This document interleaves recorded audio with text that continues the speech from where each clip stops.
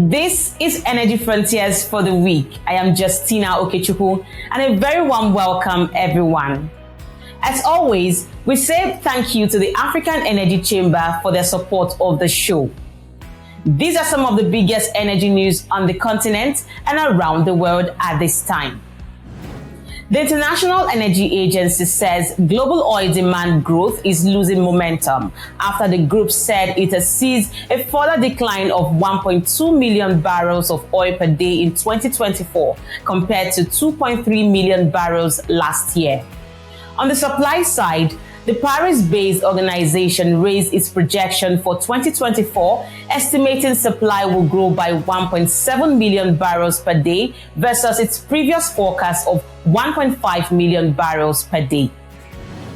ExxonMobil says the company is targeting 2025 to take a final investment decision on its 18 million tons per annum Rovuma liquefied natural gas project in Mozambique, which was put on hold in 2021 due to Islamist insurgency in the southern African country.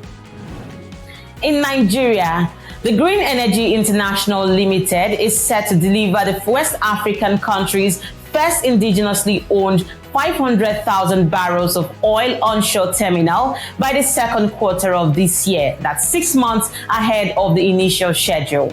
The terminal is located in the Oil Mining Lease 11 at the Otakipo area of Rivers State.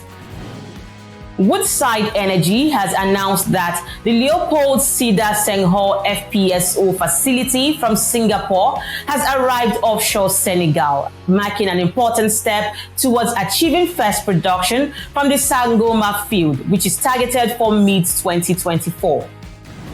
Zambian State Power Utility, ZESCO Limited, is strategizing to diversify and enhance its energy mix. The firm has therefore announced a notice for expressions of interest from engineering, procurement, and construction companies for the development of a 7.5 megawatt on-grid solar photovoltaic power plant in the Kusukwe, Lusaka province of the southern African country. And that was a summary of your energy news headlines.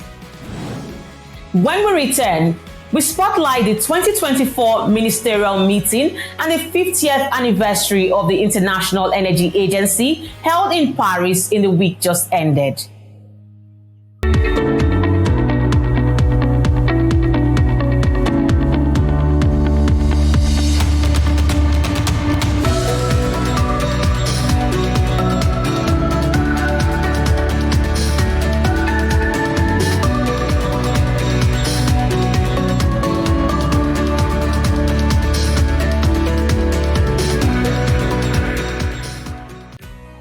This is Energy Frontiers. Global climate and energy leaders from around the world met in Paris this week for the International Energy Agency's 2024 Ministerial meeting and 50th anniversary. The two-day event ended with a strong commitment to ensure energy security while speeding up clean energy transitions to keep the goal of limiting global warming to 1.5 degrees Celsius within reach. Here is Fatih Biro, Executive Director of the IEA, giving his opening remark.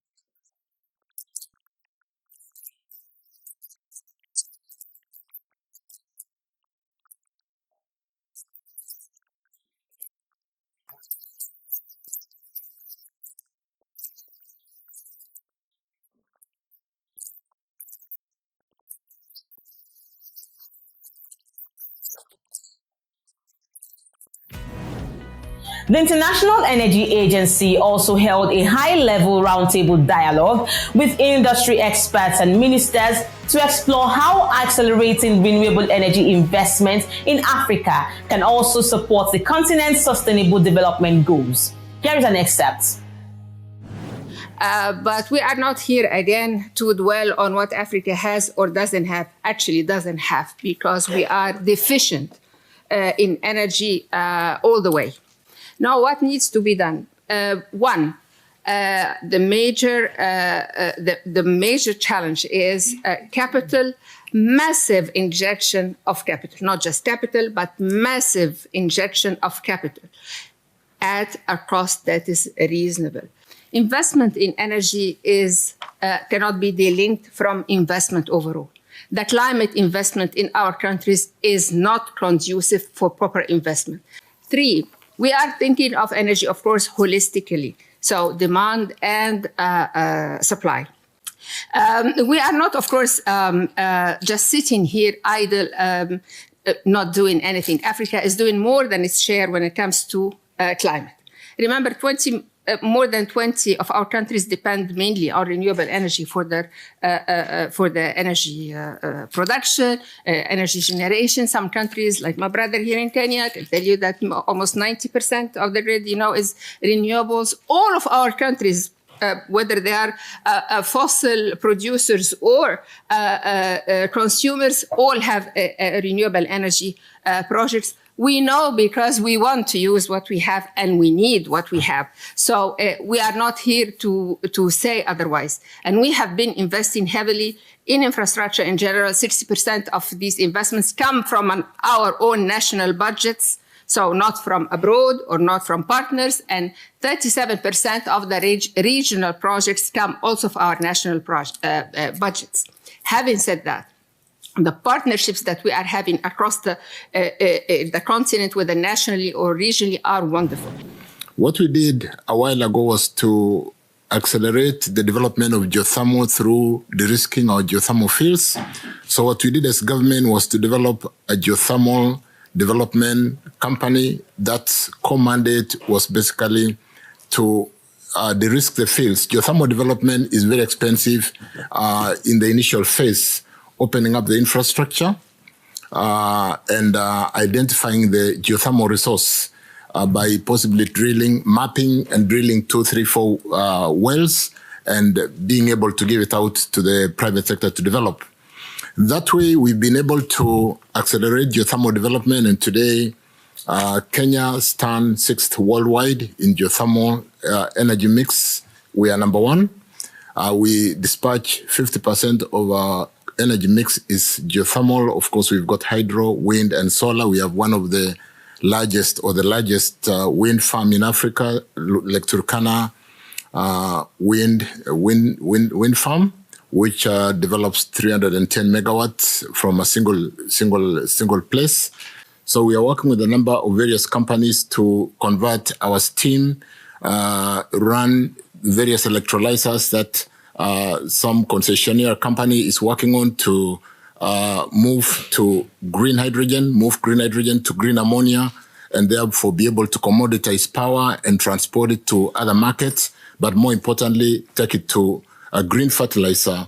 Being an agricultural economy, we have signed an off-take agreement with a company that is developing green ammonia, and that is great for us. More importantly, I think we'll talk more to critical minerals and how we need to add value through our open access on transmission, through ensuring that we do collaborate and work with our neighboring countries where there are green minerals, where there are minerals, to be able to convert them and ensure that they go to market as processed minerals. Thank you. We are working on all energy sources, with focusing on reducing emissions and providing energy in more environmentally responsible ways.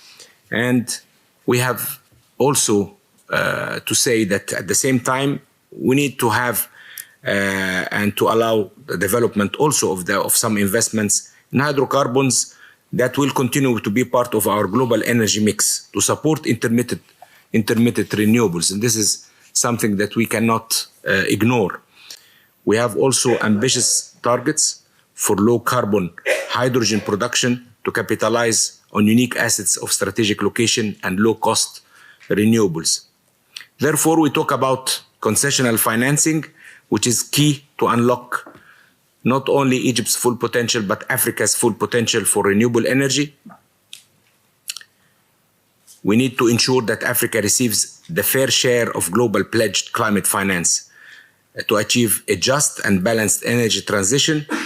And of course, therefore, the international financial institutions has critical role, including multilateral global banks, in order to avail concessional finance to de-risk investments. Africa still needs financial support to decarbonize its energy sources, including the low-carbon gas and LNG, energy efficiency, which we are very efficient on that, methane abatement, and CCUS applications. So we as African countries, Egypt and all developing countries, cannot alone provide significant investment needed to achieve decarbonization and energy transition. And therefore, we are calling for the need of urgent more finance to push and to accelerate such projects. Private capital also is important to unlock these large investments for energy transitions at scale. Thank you. And for us, this collaboration has several key aspects.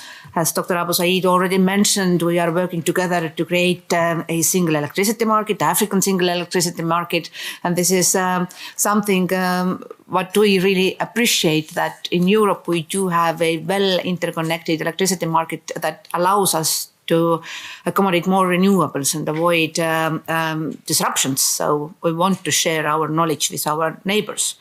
But one important avenue of collaboration is also renewable hydrogen. And we aim to make Africa a world champion in hydrogen exports. And there's strategic partnerships on renewable hydrogen and sustainable critical raw materials between us and some of our key partner countries are very good examples already. So we are working together with our partners to develop supply chains, spur private and public investments, and make it easier to do business. But it is a two-way street. The goal is indeed to export some of the green hydrogen to Europe to support our industry to decarbonize. But it also fosters skills and great jobs in our partner countries. We believe that Africa has a great potential to be an exporter of clean energy, including in terms of critical minerals. And I believe it's Japan's belief when we do overseas assistance is that Africa should be in control of their own minerals, of what they have. To ensure that emerging markets in developing countries, especially those in Africa, realize their clean energy potential, they need to take advantages of the opportunities that currently are faced in developing countries to really make these thrive. So the adoptions of policies and incentives, everyone talks about, you have to have a policy regime that works, and I completely agree. But we also have to understand that projects drive policy. I worked in the Nigerian government for many years, and I worked in a situation when people said solar just doesn't work. And we had to show solar projects. So thanks to the German government at the time, the EU at the time, who actually believed in doing projects. And that's when Nigeria decided that 30% of their energy mix will be from renewables. The other thing that is very, very critical for this working is to make sure there's access to renewables actually in country. We're working on the Renewable Energy Manufacturing Initiative. Currently, it takes between 6 to 9 months to bring lithium batteries into continent. You can't ask a country to stop what it's doing for that time frame to bring these in. So as our colleagues, and we heard from Japan, these are technologies you could actually bring in. Secondly, everyone talks about increased levels of investment, but nothing happens without funding. It just doesn't. Either bilateral agreements like the Netherlands have with solar system manufacturing. Denmark is doing a lot of work now with African countries. Germany is heavily investing through GIZ. And then Italy is also looking at the policy environment. All these things really, really do add up. But there needs to be a key focus on how to fund African energy and African renewable energy systems. Thank you. So please allow me to share good news with all of you. The large-scale commercialization of green hydrogen has effectively already started in Africa. So with a project in Namibia, baseload renewable power, that basically allows to provide continuous baseload using hydrogen storage technology. I think that is a very encouraging development. The construction work is supposed to start this year. Last but not least, our philosophy is based on the fact that consume the hydrogen where it is produced in order to keep the cost low. Yeah. So it's a bit early to speak about any specific details, but we are working now on various initiatives, where we already know, those initiatives will be techno-commercially feasible, but the challenges there are more so on the political side of things. Another important aspect is the electric grid. We have heard about Nigeria, for example. So there's a power generation and then the electric grid. But that offers tremendous opportunities as well. Nigeria has a total power generation capacity coming from diesel generators of more than 40 gigawatt. And a kilowatt hour can cost $50 plus. That is a tremendous opportunity for hydrogen because hydrogen offers the flexibility that is needed. So I believe that green hydrogen and natural hydrogen has a great future in Africa. Thank you very much. Next on Energy Frontiers, Cairo is set to host the Egypt Energy Show 2024. Stay with us.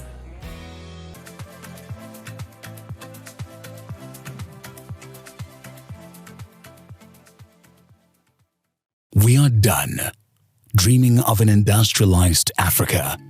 No more enduring long journeys in darkness. No more imagining life without constant power. We are done. We are done. Done tolerating 24 hours without power, load shedding, blackouts, and power cuts. Enough. Imagine a life where our abundant natural resources can't power a generation. We can't cope with that reality. 600 million Africans still lack access to power. We have the solution. It's time to turn imagination into action. African Energy Week 2024 is the platform to implement change, sign deals, and take decisive action. And implement. Join us. Invest in African energies. Energy growth through an enabling environment and be part of the movement that brings hope to millions across the continent. It's not just about power, it's about empowering lives and giving African hope. Be there to witness the transformation. African Energy Week 2024, where imagination becomes reality. Secure your seat now. Don't miss out on African Energy Week 2024. Visit our website and buy your tickets today. Let's light up Africa and create a brighter future together. Project. At the time you need to build that project. Sign, baby, sign.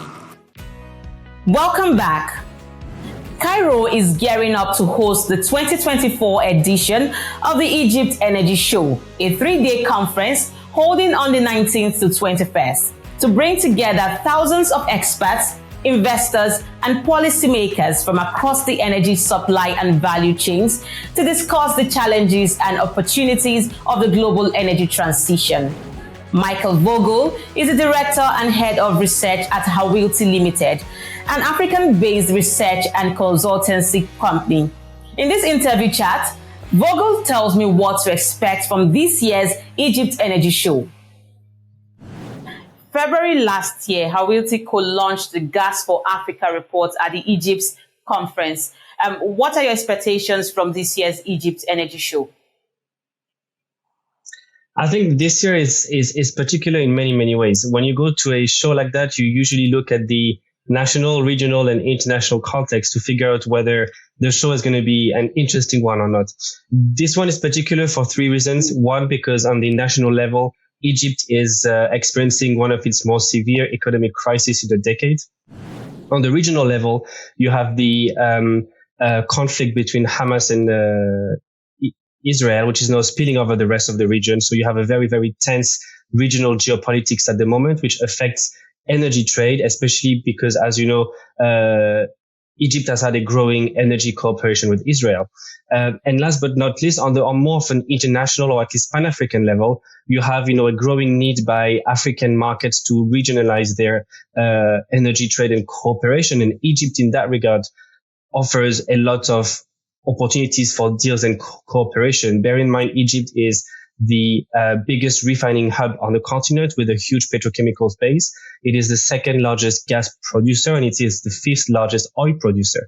So at a time when a lot of African countries are trying to domesticate their natural resources, monetize them at home, and make the best of their oil and gas resources, Egypt offers a very significant pool of expertise and know-how that it could potentially export to the rest of the continent.